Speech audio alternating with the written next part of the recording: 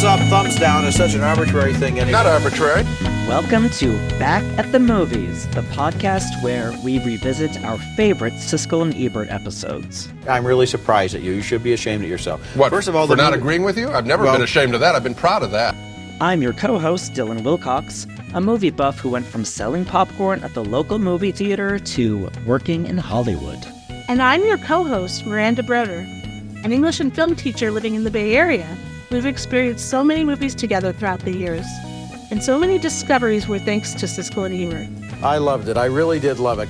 We'll be reviewing the movies and the reviewers, discussing if the films hold up and if their opinions hold up, as we hope to discover and rediscover some gems along the way. This is Back at the Movies, and the balcony is open. Thank you for being here.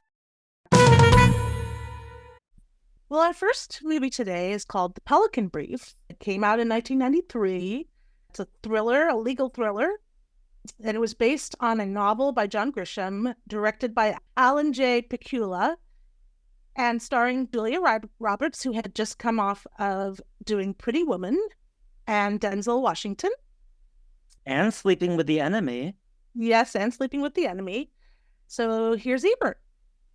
Our first movie is The Pelican Brief, based on the best-selling thriller by John Grisham, and it marks the return of superstar Julia Roberts to the screen after a 2-year absence.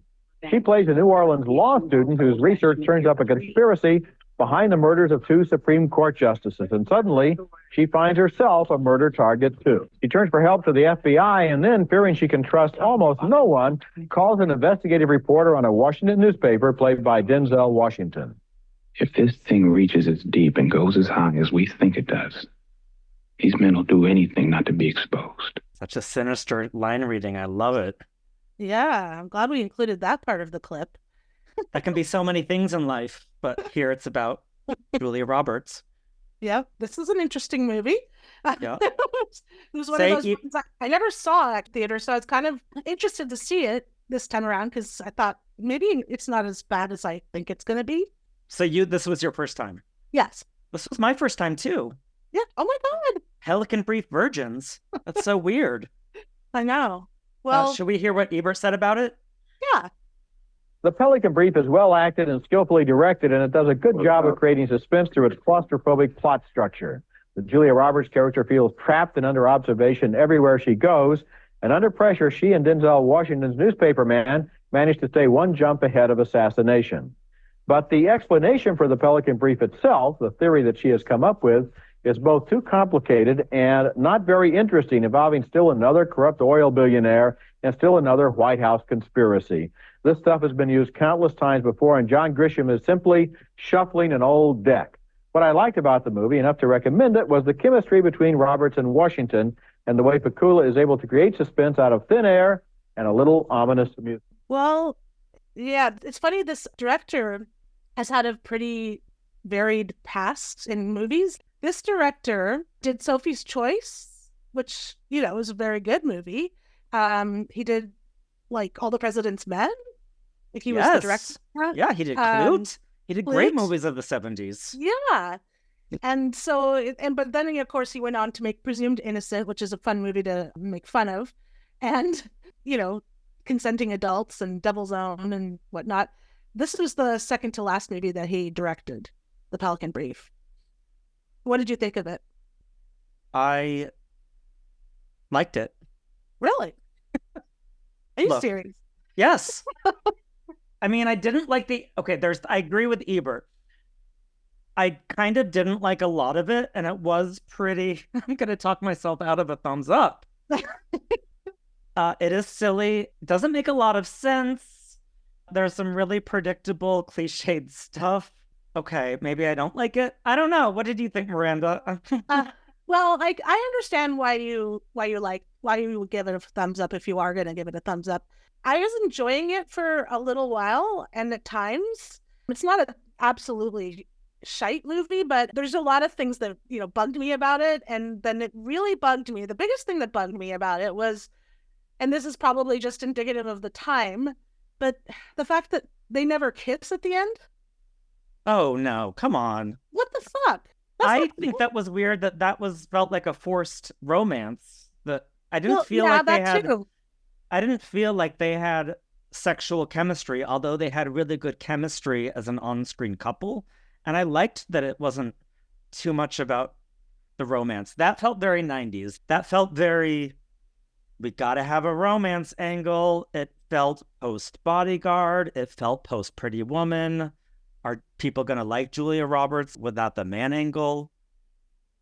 I hear you, and I think if they hadn't kind of alluded to a romantic interest in both of them prior to it, I would agree. But there was some like sexual tension between them. Like she was touching his hand when they were in the car together, and they were in this hotel room together, and she goes into the bedroom. You know, like it to me there was like a little bit of a buildup. It wasn't a great buildup, and I didn't feel that they had a tremendous sexual energy between them.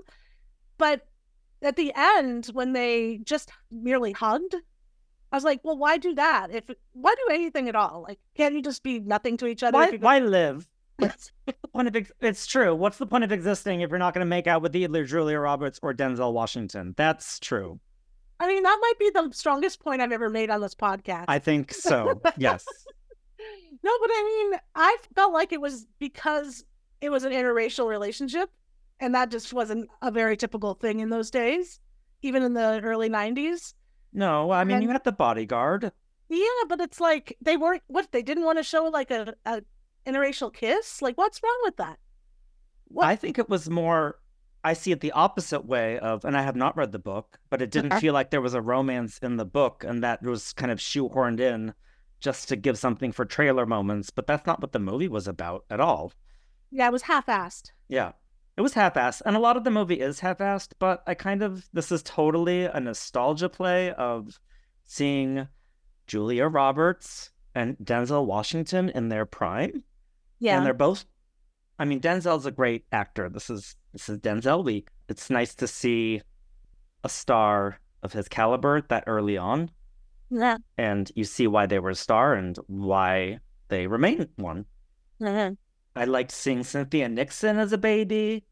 I love the quaintness of 90s movies now in terms of politics with the Supreme Court and all these things that are so hidden, whereas now it just feels like everything's so exposed and so flagrantly corrupt. Well, I loved it with the line when he's like, we'll get the indictment in the morning. And I'm like, bullshit. It'll take 8 weeks. That's how it works now. Get an indictment the next morning. I also like how the Pelican brief is this hush-hush thing about oil billionaires stealing the Supreme Court, and now it's all out in the open and so obvious. Yes. Like I miss the hope that these things would have moved the needle back in the 90s. Right, yeah. Cisco is much more on your wavelength in clip 3. Okay. I didn't care for the picture, Roger. In addition to the payoff, which you say really isn't very exciting in terms of the suspense or the mystery of this story, and it surely isn't. I didn't think that Julia Roberts was very convincing. Denzel Washington, well, he's about as charismatic as you get, but boy, I thought she was really flat. I sort of the idea that this law student is going to, figure this thing out is just preposterous to begin with, I think. And then I just didn't feel the chemistry between them. And when you mentioned... Oh, I feel there really is chemistry, real chemistry between them. When you mention All the President's Men, and I would have thought of that even if Pakula hadn't directed it, boy, it's just night and day. It's not anywhere not near. Yeah. I agree with him about the flatness of her performance. I was really disappointed in her performance, really. Like, she was so quiet. And also, you could just see Julia Roberts, she has 2 modes, it seems like. Sometimes she can do a really powerful job in conveying like intense emotions and whatnot. Let's say Erin Brockovich is an example of that. But a lot of times she's also just, you can tell she's trying to get an Oscar, and she's kind of hammy, I guess. Yeah, I felt that a lot with her in the 90s. Mm-hmm. But it's also been nice to watch her grow as an actress, and it just reminds you when people practice this so much, they do kind of get better. Like Brad Pitt, I think, is a much better actor now than he was in the 90s, and I would put Julia Roberts in that camp, especially when they already have the box office success, and you see them wanting to keep going and hone their craft, so to speak. Yeah. But I didn't see this in the theater, I think because I'd seen The Firm and there were other movies out. I don't remember what I was going on at the time, but I can see why seeing Alan J. Pakula doing another thriller after doing All the President's Men and Clute and all these touchstone movies of the 70s, this does feel kind of like selling out. And it is really long. Yeah. Why is this movie over 2 hours? And the third act really does feel drawn out. And I totally agree that the kind of pulpiness that I enjoyed watching it wore thin at about the hour 45 mark. Yeah, it really was long, first of all, like you said.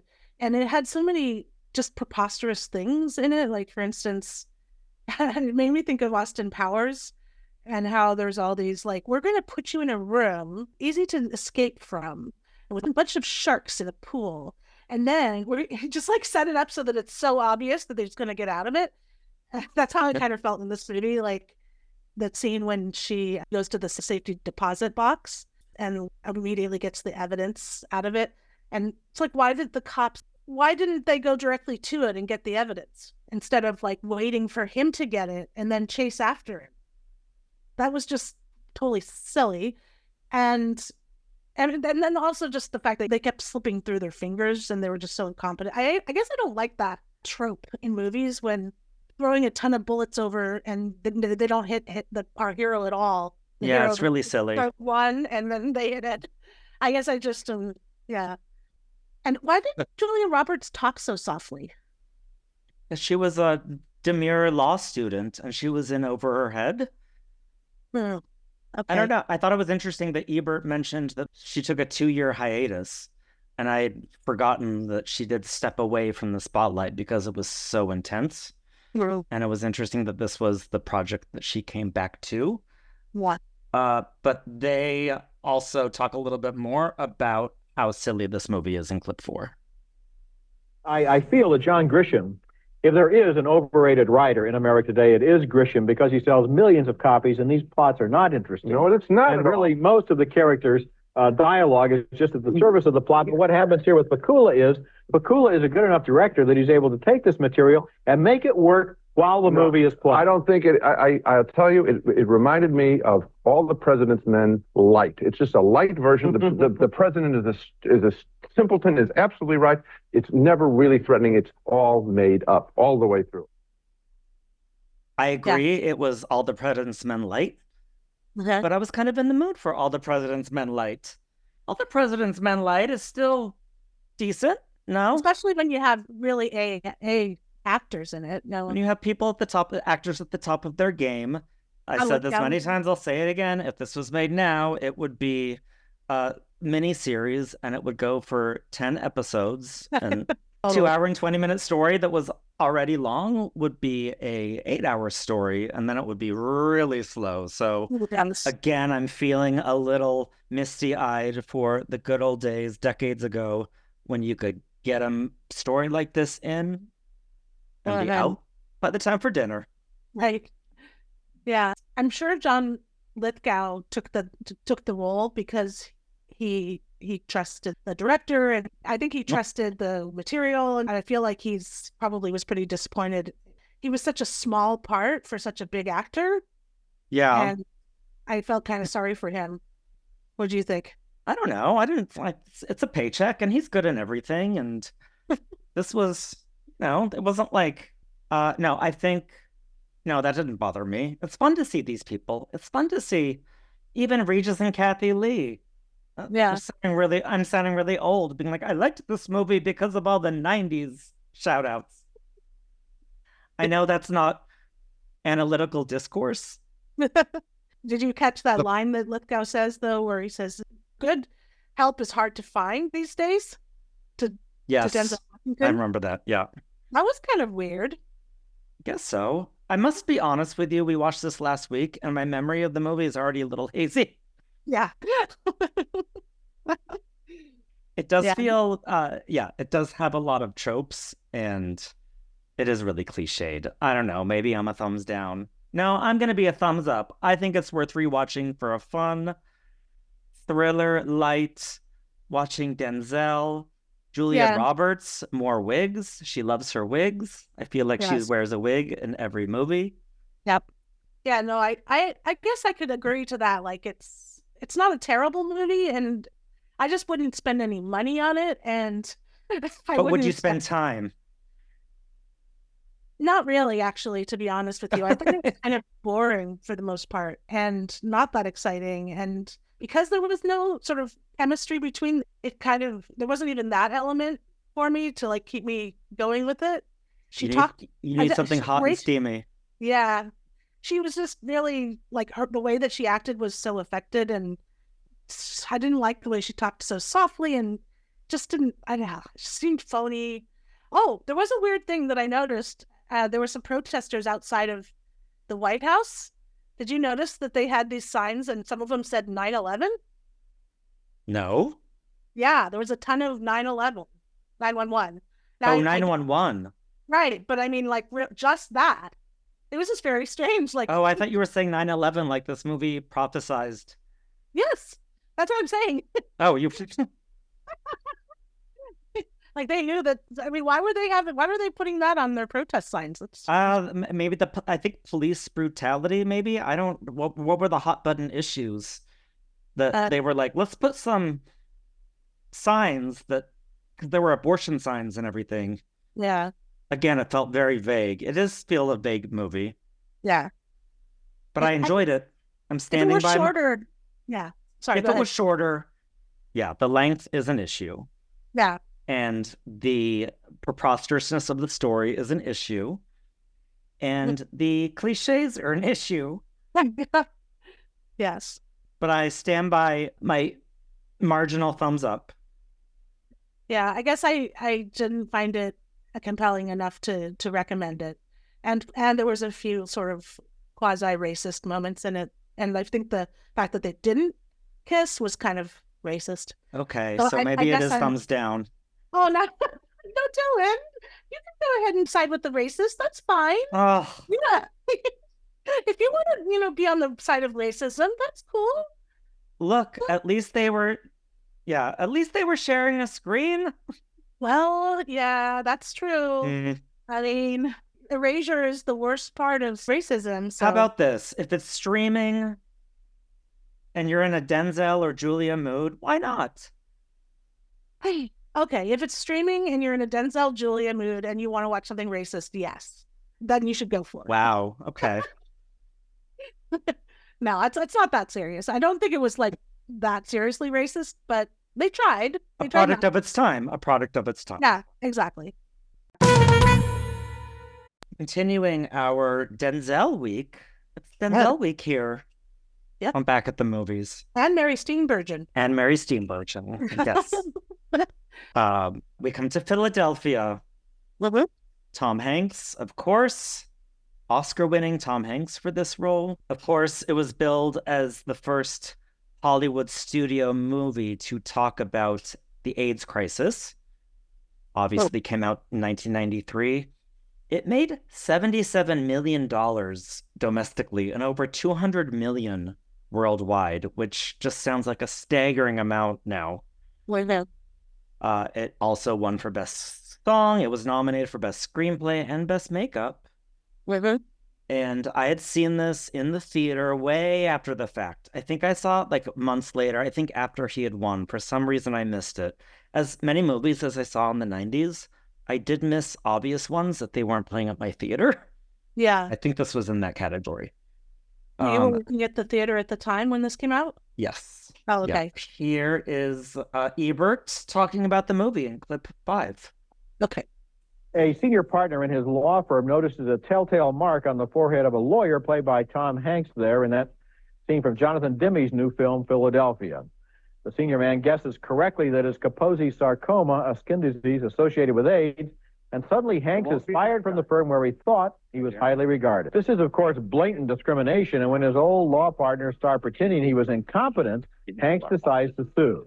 Most of the law firms in Philadelphia won't take his case. They don't want to make powerful enemies. But Hanks finally finds a lawyer who will represent him. He's played by Denzel Washington as the kind of flashy personal injury expert who advertises on television. I think I've seen this twice. I must have seen it more than once because I remembered a lot of specific scenes, but I hadn't seen it in years and years. I was very curious how it would play now and also what the boys would say, because I remember, even though it was so well regarded, that there was some pushback about some aspects of it. So here's Ebert in clip 6. Philadelphia is being billed as Hollywood's first movie about age with a big budget and big stars. Right. Tom Hanks is very good in this movie, embodying all the humanity of the character without resorting to tear-jerking tricks, and I think he's sure to get an Oscar nomination. But the screenplay itself, I think, could have been a little better. Somehow, once the story gets into the courtroom, the truth and spontaneity of the earlier scenes gets absorbed into the old and familiar patterns of courtroom drama. I could not disagree more with him. Say more. I really liked the courtroom scenes. I thought they were really powerful. And I didn't think that they were like a cliche or, tired track or whatever. I thought the courtroom scenes showed a lot of, well, first of all, these are two lawyers that are, battling this out, and not just battling against the person that they're suing, but also each other. And so what better place to have that play out than in a courtroom? And you see all the little ins and outs. I thought there was just a lot of detail when they were filming the courtroom scenes. Did you like the courtroom? I did. I wonder if this is a case of so many courtroom dramas in the 90s and we don't see a lot of them now. Yeah, that might be it. So I think, and there were so many. This is presumed innocent. Right. And there was other John Grisham ones coming around the bend. Yeah, And so Jagged this Edge. did feel like a lot of, I could see why that would be kind of boring in 1993. Yeah, this movie is, I think, all about timing in a lot of ways for me. Because I originally, when I saw the movie, I didn't like it that much. Mhm. And I remember not liking it that much. And through the years, I never watched it again until, just yesterday, actually. And whenever people would talk about Philadelphia and they would put it in like the same canon as other, gay films, I would think, oh yeah, Philadelphia, like kind of roll my eyes, like so commercial, blah, blah, blah. I don't know why I hated it so much, but well, actually kind of have an idea because I've been analyzing it a little bit the last couple of days, but I actually loved it this time when I watched it. And I found really? yes.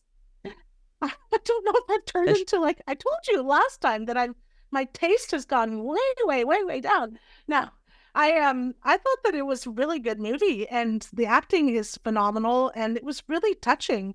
I think at the time when it came out, it was 1993. I was 20 years old and AIDS had been an issue for like a good 10 years. I mean, it had been around for 12 years in the United States, but I'd heard about it in 1983. I remember hearing about it on the news and being really scared. And I think we got a lot of HIV and AIDS awareness information in high school. Like they were really telling, we learned a lot about it. And I was particularly versed in it because I used to do the AIDS walk every year in San Francisco. So I knew a lot about like how you got it and also living in the Bay Area. I'm not coming from the same place that like the Denzel character is coming from, this sort of super hyper masculine and homophobic, To me, what I thought in 93 when I saw it was, oh, okay, too little, too late. Like, right. This is like kind of weak and who still needs to be taught this?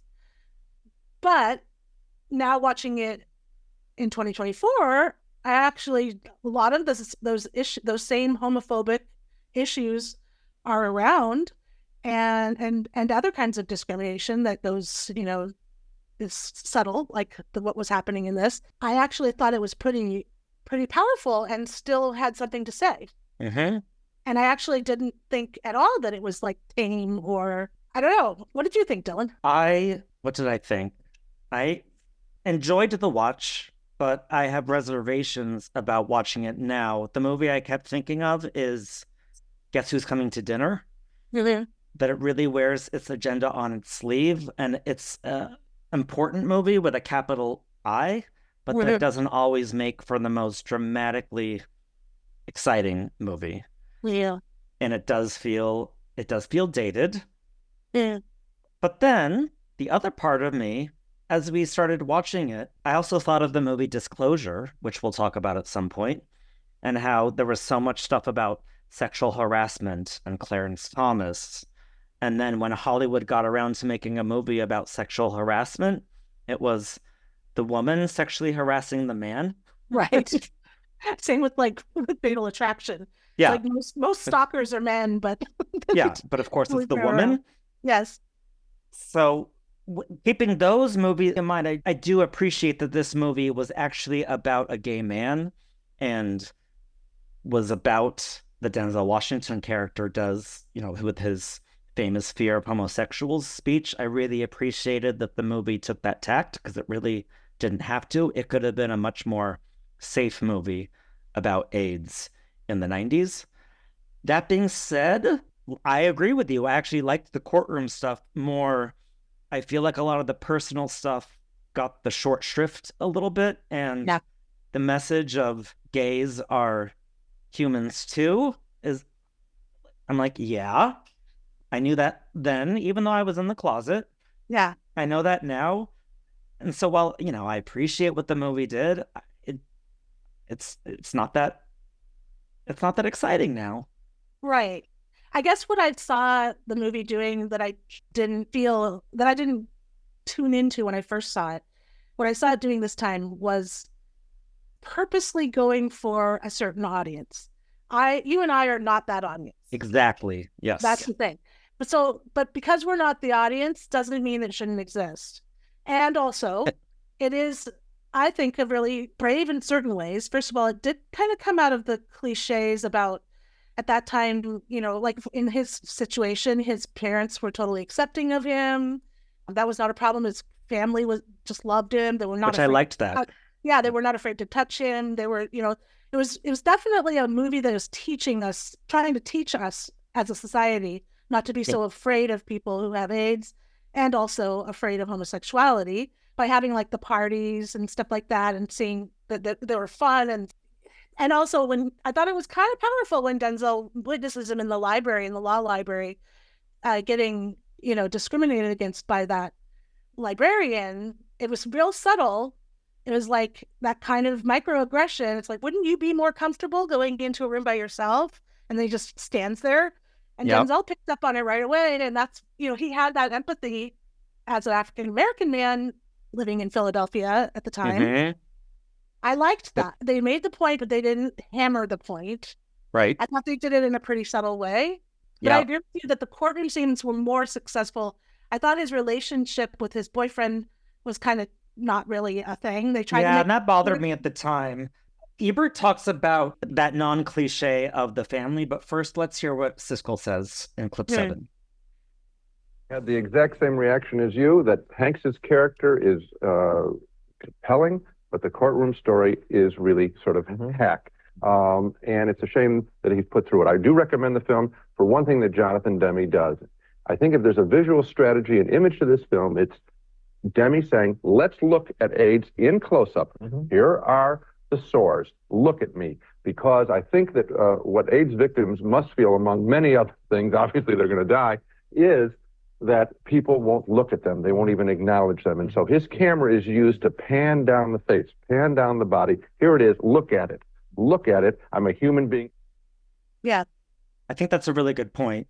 And the filmmaking, there's a lot of direct address looking at the camera. That's one of Demme's signature camera styles. He does it a lot in Silence of the Lambs, which we just watched. Yep. He does it a lot in Beloved, I remember. That is that direct, like, we have to look at this issue. And when Siskel says, that you're going to die, that's also a reminder of the 90s. That was still a death sentence. And that was very different way of talking about it than now or even 20 years ago, as opposed to 30. It's a time capsule, I think. I think that's the thing, is that we're not thinking about AIDS in the same way right now. And what people really were back then thinking, first of all, they were really scared of getting it. A couple of years before that, I think by 93, most people knew you couldn't get it from just casual contact. But I mean, people, when it first came, that nobody knew how you got it. Like, okay, yeah, maybe blood, maybe, semen and breast milk, but we weren't sure about saliva. And then that came out. And so, people were really scared and kind of, I'd say rightly so, since it's a deadly disease. But the fact that it got so entangled with homosexuality as well, it just became another reason. Oh God, that part in the courtroom when they were like, "Oh no, she didn't get AIDS because of anything that she did to herself. Mm-hmm. She just had to have it because she got a blood transfusion." Again, this movie could have been about that story and about how even though you did quote unquote nothing wrong, right? But not only is having promiscuous sex wrong by these standards, being gay is wrong. Yeah. And I do respect that the movie, again, didn't have to go that route, and it did. So it was really brave. You're right. It was brave, and Mary Steenburgen did a good job. I have to put a shout out to her. I think that it must be so horrific to have to fight for something that you totally do not believe in. Yeah, and that's a great moment. Yes. Ebert talks about it here in Clip 8. That's the whole part of the film. And I'm serious when I said that John Woodward, who's on the screen very briefly, has two moments of incredible power. The part involving his family, the part involving his lover, the part involving the way he's treated by people is so much more important than just the structure of the courtroom. Who's going to win the case? Yes. We don't really care, or we know, and we still don't care. We know, and the arguments are with the exception of a couple of big speeches, seemingly impromptu speeches by Denzel Washington. Other than that, there's one nice touch, and that's when the Mary Steenburgen character whispers to her colleague, "I hate this case." Yeah. Yeah. That's a really powerful moment. It was. Then it reminded me what also I think frustrated me about watching it is that there's so much time spent in the courtroom, and then when he gets sick, it almost leaves the courtroom. And I did want to hear more about the case and about the guy's decision to say that he knew. And then suddenly we're with the jury, and I felt like the movie was didn't want to be a cliched courtroom drama but I kind of wanted that. Yeah. And then when it goes to his death and that last part, it goes on so long, and it felt so maudlin, and it did feel, even though as brave as the movie is, still has this the poor gays. Brown. And that made it feel dated. Yeah, I hear you. I didn't pick up on that myself in that watching it this time, but when you say that, I know that feeling. I feel that sometimes with other issues, it's people think they're being so heroic and great, standing up for whatever minority it is, but it's you're kind of also saying that these people are weak, right? Or that there's, that there's something wrong with them in the first place that they need to be stood up for. So yeah, it's which is true, but again, that makes it. I go back to Guess Who's Coming to Dinner and a lot of these social issue movies that are really well done and so important to be out there. Yeah. But is it worth a rewatch? It is kind of as a time capsule, but as its own narrative film, it was a little lacking for me. Really? Okay. Yeah. I appreciated other parts of it too, that were just as a movie making process, could have easily, I think, become way more of a Hollywood spectacle with, very clear, delineated bad guys on one side and good guys on another side. And I appreciated that during the courtroom time, they didn't completely demonize the other people. They were human beings. They were not. They were recognizable people who were complex and, had done a lot of really good things in their lives. But this was how ingrained homophobia was.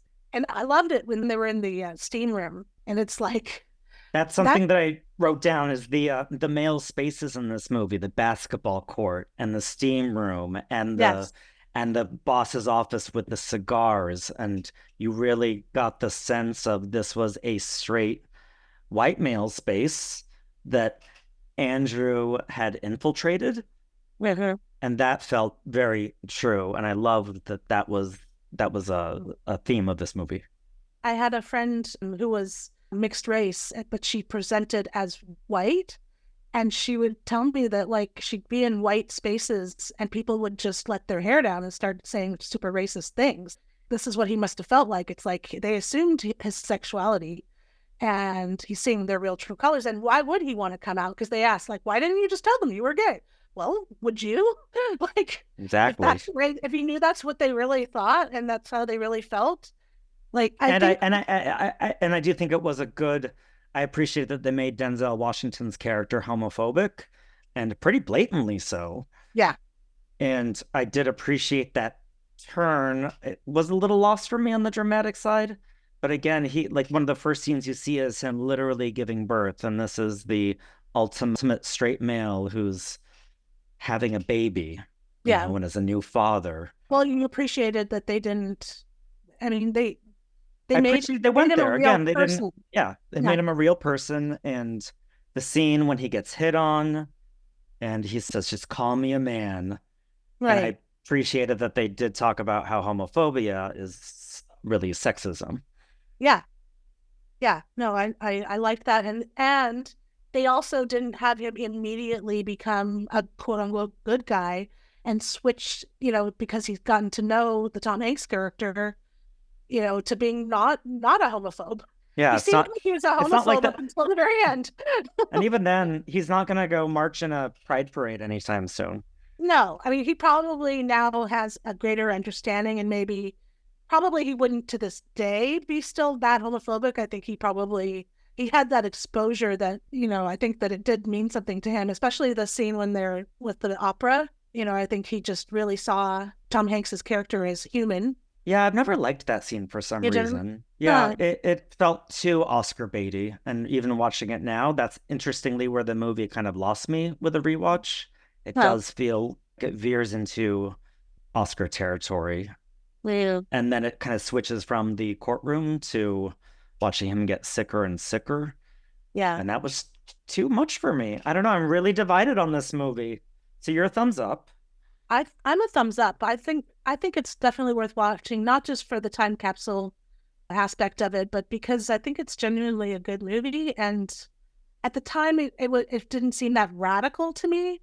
But looking back, I think that it probably was kind of radical. I mean, the fact that Jonathan Demme got to do it in the first place, I think it's purely because he had just won the Oscar for Silence of the Lambs, and he could do pretty much anything he wanted to after that.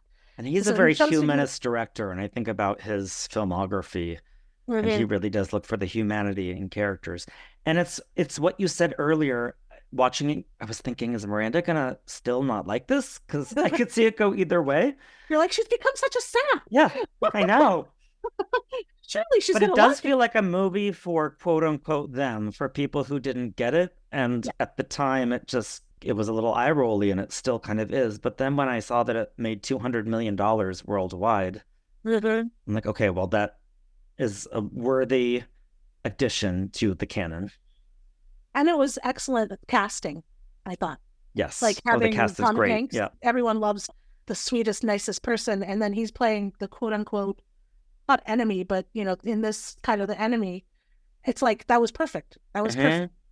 Perfect casting. I don't know. I liked it. I can't deny. Well, last night I was thinking thumbs down, and then we talked about it a little bit more, and I'm like, maybe thumbs up. I can't give Pelican Brief thumbs up and this thumbs down, so I'll give this thumbs up. Oh, you're changing it. Okay. All right. I mean, but marginal. I do have some issues. You are a young person, and or medium-aged person now, and you want to see a foundational text of how people were talking about HIV/AIDS experience from the 80s and 90s. Do Longtime Companion first, or Angels in America. There's a few that I think are better movies and are more emotional and actually get at the truth more, and not as didactic and as much of a quote unquote message movie as Philadelphia. Right. And if you want to see the coup de grace, see The Celluloid Closet, because that movie taught me so much about just the they should do an updated one. The subtext of films, and also like movie making, and also just how Hollywood works. It was a very, very informative movie. And that movie, I guess it was made, I think in 92 or 90. No, it must have been it was 97, 94? I think, or 96, because it was about 5 minutes before I came out of the closet. Okay, because that was the last film that they showed, was them dancing in the Philadelphia scene when they're dancing with their Navy uniforms on. That was the last scene that they showed in Celluloid Closet. Like, things have gotten better. Okay, I'm not going to be the only thumbs down, thumbs up.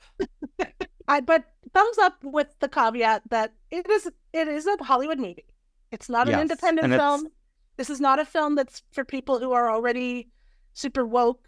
You know, it was definitely made for the middle class people living in the suburbs. It is like a handhold movie. Like, look, yeah, it's okay. And those are really important.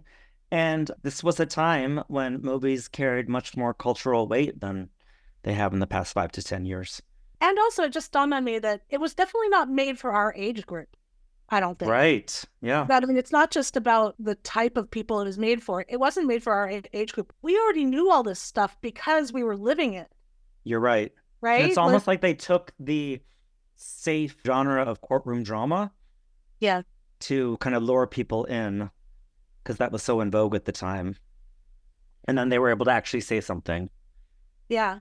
I thought they used the courtroom drama as a way to be able to have an intellectual debate about the subject. Right. Like, not making it 100% emotional. They add enough emotional things in there to make you like the characters, to make you feel for the characters. But I think that that's what I appreciated, was the more intellectual debate of it, you know? Like, before it becomes too syrupy and maudlin in the third act. Right. And also just being able to suss out, this really was about homophobia. It's about fear of AIDS, but more so about fear of homosexuals and what that means. One of the examples I would say, homophobia in the movie, that I think a lot of people didn't consider back then, and nowadays it's kind of a no-brainer, when his boyfriend comes to the hospital and he's not allowed to stay with him because he's not family, he's not direct family. Yes, absolutely. That was a huge reason for legalizing gay marriage, because people were not able to be with their loved ones on their deathbeds, and B, weren't inheriting the money that they'd acquired together, living together. Absolutely. And you'd have so many families where the family would stop speaking to them, and then they would pass, and then the family would suddenly come looking for the payout. Yeah. Yeah, they didn't talk about the inheritance because, you know, he won the, spoiler alert, he wins the case. But he wins a lot of money too. We don't know if it probably went to his family, I would think, in that case. Hopefully they were decent enough to give his boyfriend some money too. But... Yeah.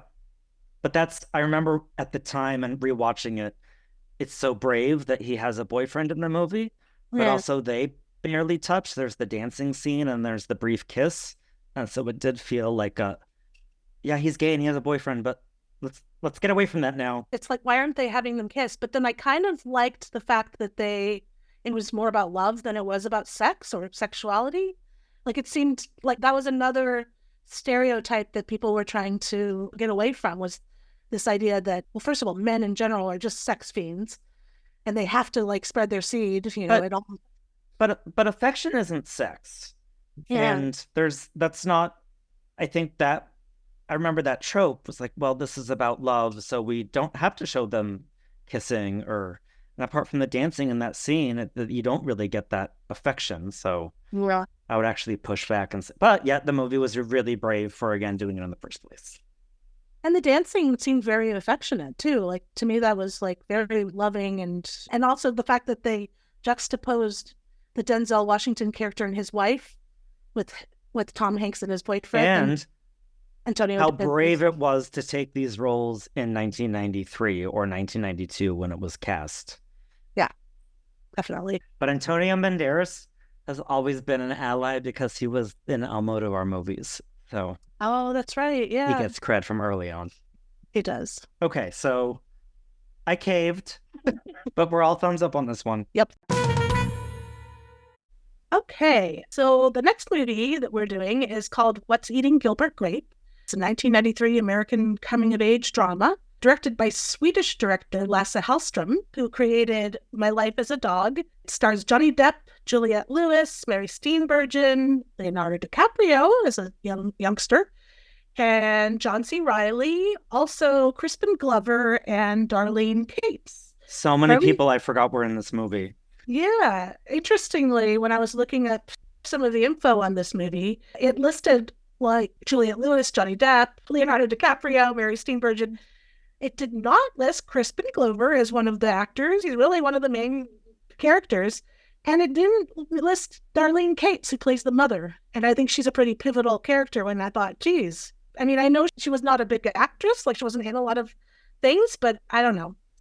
That seemed a little strange, like that they didn't put her in there for some reason. So it's a story that's set in Dora, Iowa. It's based on a Peter Hedges novel about a young guy who's been trapped in a family situation where he's having to take care of his mentally challenged brother. His father has committed suicide and his mother has gained a lot of weight as a result and is not able to take care of the family. So he and his sisters are left to sort of take care of the younger brother. So Gilbert has become basically the quasi-father of the family. Let's hear what Siskel and Ebert have to say. Johnny Depp is Gilbert Grape, the head of the Grape household. His father is dead. A family trying to get by while coping with some of the oddest problems you've seen in a movie in a long time. And let me confess right away that I love What's Eating Gilbert Grape. It's one of the year's best films, I think. Gilbert is challenged first and foremost by his mentally handicapped brother, Arnie, played beautifully by Leonardo DiCaprio. So what did you think of this movie? Do you remember us going to see this in San Francisco, Miranda? I, for some reason, remember that it was a huge storm and we braved the elements because we wanted to go see this movie so bad. Maybe because of the Siskel and Ebert review. I don't remember. I don't remember either. Yeah, I don't remember like why we were so excited about it other than it had Johnny Depp in it. But I think I think this is one of the ones that I said, oh, it's on their 10 best list, so it must be great. And I loved it at the time.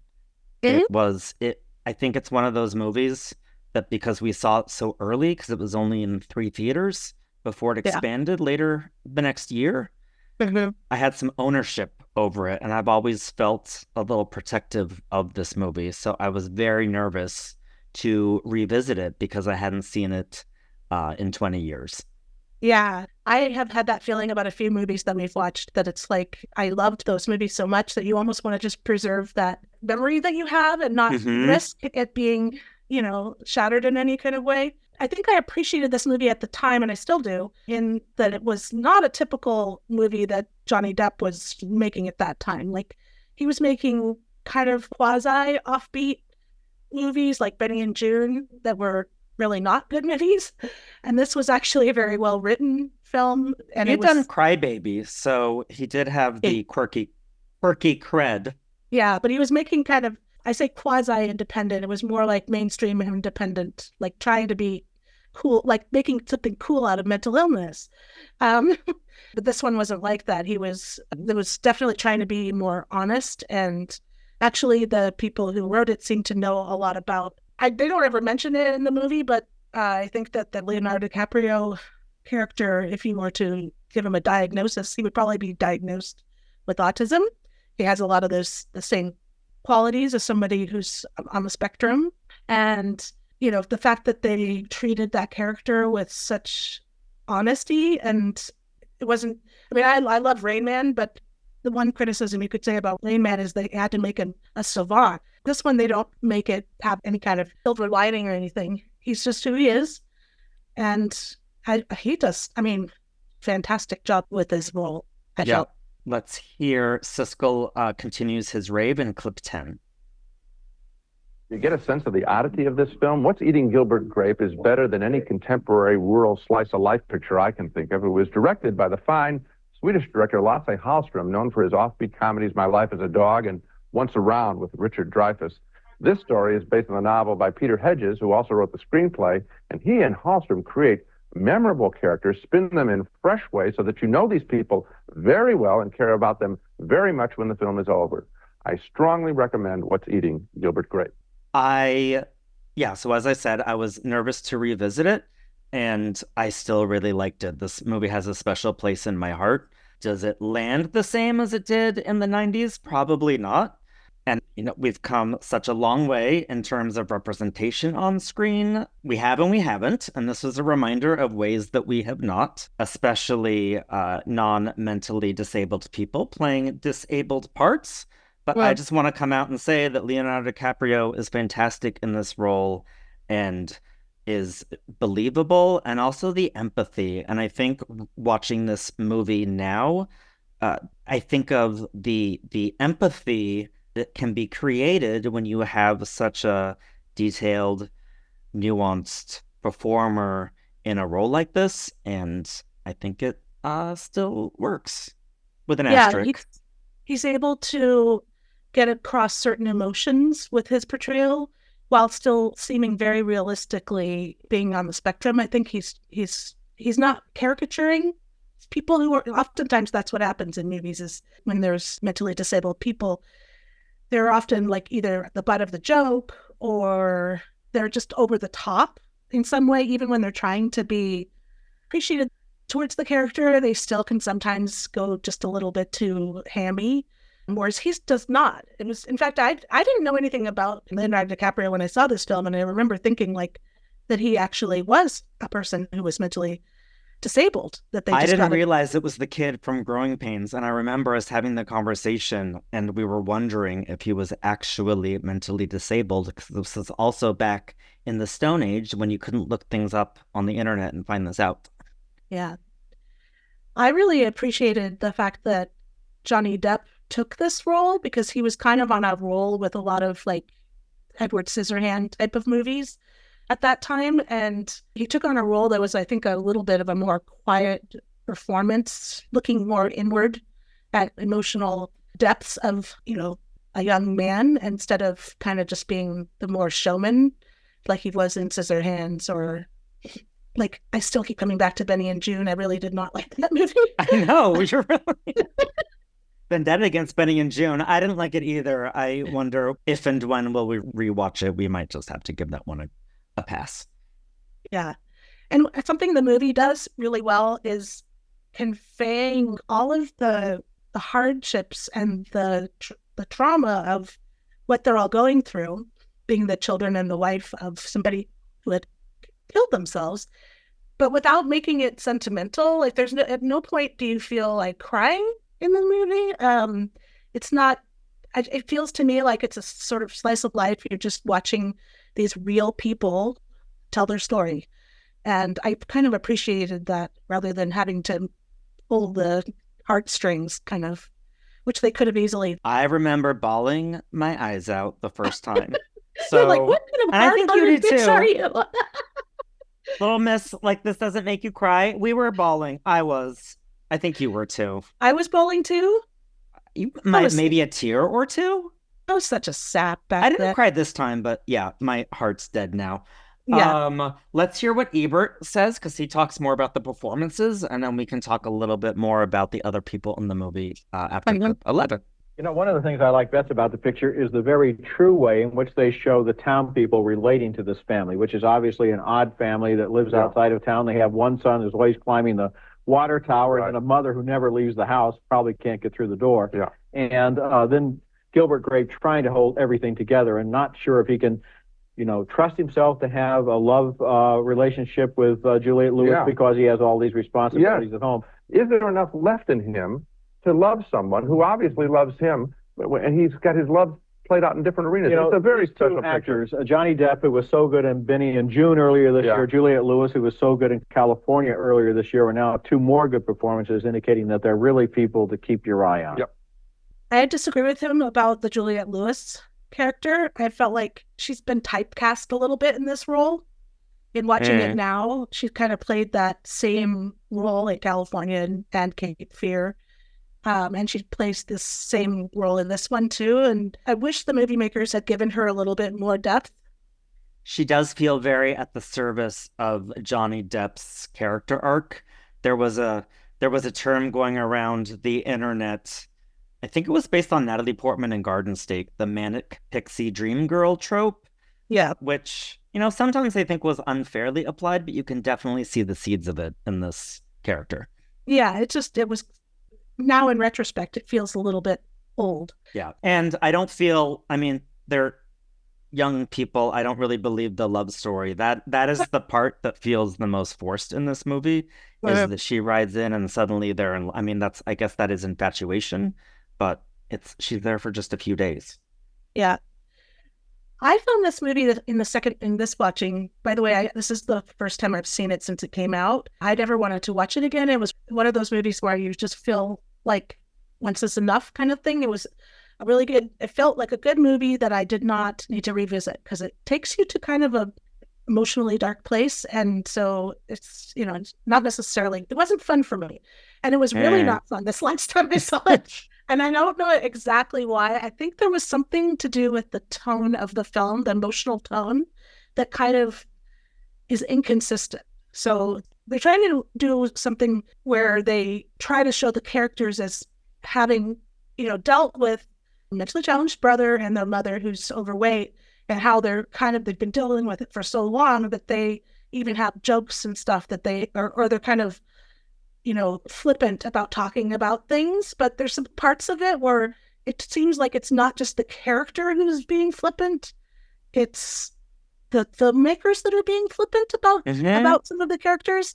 I see what you're saying. It's where's the line between empathy and exploitation. And even Roger Ebert, when he was speaking before, he said, like, the mother, whether she could get through the door. Like, why did he have to say that? Yeah. Like, that was kind of rude. That's what I mean. Like, there's so much prejudice against people who are overweight and mentally disabled people. So there's some cracks in there that kind of, like, wrecked it a little bit for me this time. I wanted to go with it, but I kept being shot at, every once in a while. Like, they do sort of cliche things about the mom, like worrying that she's going to fall through the house and things like that. And, just kind of cheap jokes and stuff like that. Yeah. And I would also say that also was a symbolism about the house and the weights. But as you say, like, when is that overtaken by, look at these weird people vibe, as opposed to let's care about these people vibe. I think the movie does, and I had the same reaction in parts of it, but I think a scene that made me feel more confident that the filmmakers knew what they were doing is when the mom goes to get her son, the Leonardo DiCaprio character Arnie, out of prison because he's scaled the water tower too many times. Right. And on the way there, she's in the car and she hasn't been out of the house in years. And the car you can see that the car is weighted on one side and it's a visual gag. Right. And I was like, oi. But then after, when she leaves the police station with her son, because she makes it happen, and you see the people gawking and taking photos, and it is more from her point of view. And then when they're driving back to the house, and it's the same shot of the lopsided car, but this time you do feel more implicated in the gawking. And this movie does find a really tricky balance, and it is not going to work for everyone. I don't know if it would have worked for me as much if I didn't have so much affinity for it. Yeah. But also, the counterpoint to this is it is people that you don't normally see in film, and especially then a small town. And something that struck me rewatching it now is the encroachment of corporations and the city and society. There's a whole thing about he works at a small town, and then the big supermarket chain has opened and everyone is going there. So it does feel very this sense of losing a community. And I thought that actually rang. I noticed that more this time than I did last time. Yeah, I can also, but it does feel very quirky and odd, and that's I think that's a strength, but it is prickly and it's uncomfortable, and sometimes you're like, wait, where do they land on this depiction of these people? Right. Well, it definitely, to me, it had a lot of genuinely original, like, I feel like I hadn't seen a movie like that before when I saw it, and I don't think I've seen a movie like it since then either. It definitely takes a different kind of view of things, and actually does give a lot of humanity. With aside from all the jokes and whatnot, it does actually give more humanity than I've ever seen to all of the characters, really. The mother, she's not just a caricature. She has a history. She talked to Becky, the girlfriend, and said that she hadn't always been overweight. She used to be, really pretty, and she was, she just has been really sad. And so, I mean, they're definitely sympathetic towards her. And also the fact that DiCaprio plays his part with such little self-consciousness. Mm-hmm. It feels to me like he just sort of became that character and really brought him to life as a human. And we're so used to seeing movies, especially in this era, being like, oh, we're going to try to go for an Oscar. And often they were. Yeah. And this just doesn't feel that. You really see he doesn't feel remote. Mm-hmm. You really do worry about him and care for him by the end of the movie and are so glad that he's okay. Yeah. I love the side characters too, like played by John C. Reilly and Crispin Glover. I know they showed up. I'm like, oh my God, they're in this movie? Yeah. And Mary Steenburgen, she's like good in this movie too. She's so good. She's so great. I mean, Yes. her, and then Philadelphia, or a little Mary Steenburgen week. Yes. And her, I just love also, you just get the sense of all these people are dissatisfied and stuck. And even that little character, that could just be a joke. Oh, he's sleeping with the wife and the husband's there, and the husband, and Gilbert's afraid that the husband is going to kill him. And it feels broad on paper, but Mary Steenburgen, you just really feel for her. Again, it's these great performances of these 90s. I love them. Yeah. With Leonardo DiCaprio actually being the real star, I mean, that was a magnificent performance, like just fabulous. You would not, I think he just lifts the whole thing. And that, he really showed what he could do. And early on, I felt so when he exploded on Titanic. I'm like, welcome to the party, America. I know. We've been loving him since Gilbert Grape and Basketball Diaries, and yeah, he was we liked him when he was doing the edgy shit. Yes. But we also loved Titanic. Yeah, I love it. Yes. He was great in both of those movies, and he's always good in everything. He's kind of one of those actors that seems to always, they keep not giving him awards. Okay, so I still have so much affection for this movie. I would put this in the your mileage may vary camp, but it still worked for me, and it's a thumbs up. I think it's lovely. Yeah, it's definitely a thumbs up for me too. It's still good. It's a little bit hard to watch at times just because it is kind of so real, and that can be hard to watch when something's really real, and it does verge into that, oh, this is kind of uncomfortable, but it's. And I kept worrying, I think, the second time I watched it, thinking, oh, I hope that I'm not going to not appreciate his performance of the brother, like I kept on worrying it was going to be sort of caricatured, and I just hadn't picked up on it back then, but nope, checked it out. Yep. It's all good. All right, we're on the same page. Thanks for listening to Back at the Movies. I'm your host, Dylan Wilcox. And I'm your host, Miranda Broder. You can find us on social and Letterboxd at BATMPOD, Back at the Movies Pod. We'd like to thank our producer, Travis Bone, and Jay Edwards for the original music. If you enjoyed our podcast, please give us 2 thumbs up by rating us 5 stars on Apple, Spotify, or anywhere you listen. That's our show, and until next time, the balcony is still closed.